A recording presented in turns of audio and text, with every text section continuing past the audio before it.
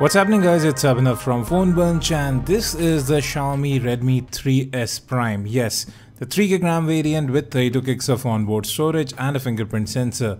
And this is the unit which is made in India. Now you have a 5-inch HD IPS display, a 13MP rear camera with phase detection autofocus, a 5MP front camera, a 4100mAh battery, and all this runs on the Snapdragon 430 octa-core processor. We'll get to the rest of the specs as we go along. For now, let's have a look what we get inside the box. First is the Redmi 3S in gold color. There are a few other colors available too, you can check those out. Inside the box you get a SIM removal tool, then you have some documentation, and those are your SAR values, they are under the prescribed limit. Coming to the rest of the things inside the box, you have a 2A USB wall charger. This phone actually does support fast charging, that's what we have heard. And a 2A charger would definitely charge it faster. You have that massive 4100mAh battery there. Then you get a micro USB to USB data syncing and charging cable. That's pretty much everything that you get inside the box with the Xiaomi Redmi 3S Prime. Now let's go ahead and peel off all these plastic sheets and have a look at the phone itself. Now the phone actually doesn't feel very bulky even with that massive battery inside. Now you can have a look at that clean back. It's all made out of metal, a unibody construction, and you can see the Mi branding at the bottom, which is not embossed this time around, it's just printed on. A slight difference in design. As I was saying, the phone actually feels good to hold in hand. The rounded sides do make it quite easier to grip. It's a bit slippery though. Now we have started booting up the device, and while it's doing that, let's have a look at the build. At the top of the phone you'll find the 3.5mm audio jack, noise cancellation mic, and yes, there's an IR blaster there too. And if we move to the right, you have the volume rocker as well as the power button. Both buttons have good tactile response, and yes, they don't wobble even a little bit. Just have a look for yourself. Now coming to the bottom of the device, you'll find the primary microphone and the micro USB data syncing and charging port. And just like the Redmi Note 3, you have a metal lip in the front which would protect it in case of a front impact.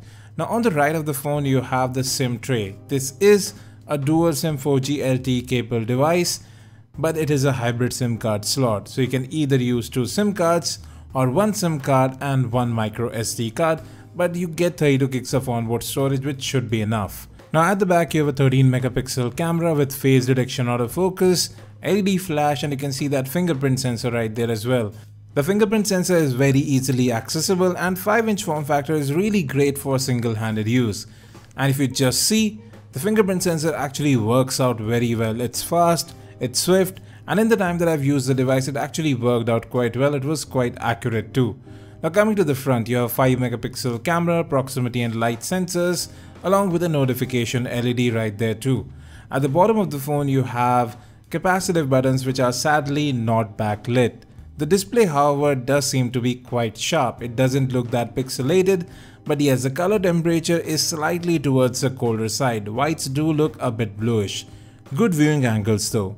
Now coming to that rear camera, it does take images quite quickly. You have the default MIUI 7 camera interface here, no major changes. The shutter speed was good. You have some filters baked in which you have already seen earlier. They do work in real time, and I didn't notice any lag whatsoever in the camera interface. There is a manual mode available too, although it's quite restricted. You can record 1080p videos with the rear camera, and you have a choice of using either continuous autofocus or you can also use tap to focus. Now the Redmi 3S Prime is running on Android Marshmallow right out of the box with MIUI 7.5, and it is going to be upgraded to MIUI 8 very soon through OTA updates. And you can see right there Android 6.0.1 running on the device. Now out of the 32GB of storage, you will get about 24 odd gigs when you get the device, and even though several apps are running in the background, we had about 1.7 gigs of RAM free.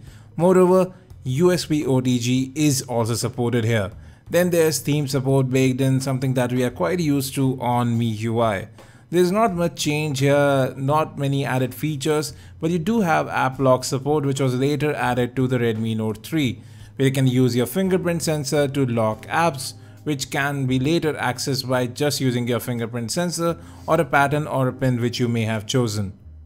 Then you also have the wallpaper carousel, which was again launched with the Redmi Note 3 and is available in MIUI 7.5 as well as MIUI 8. Now let's get to performance. With a 720p display and octa-core Snapdragon 430, this phone actually does perform quite well. Web browsing worked out great, text and images rendered quickly, and you can see apps open up quickly.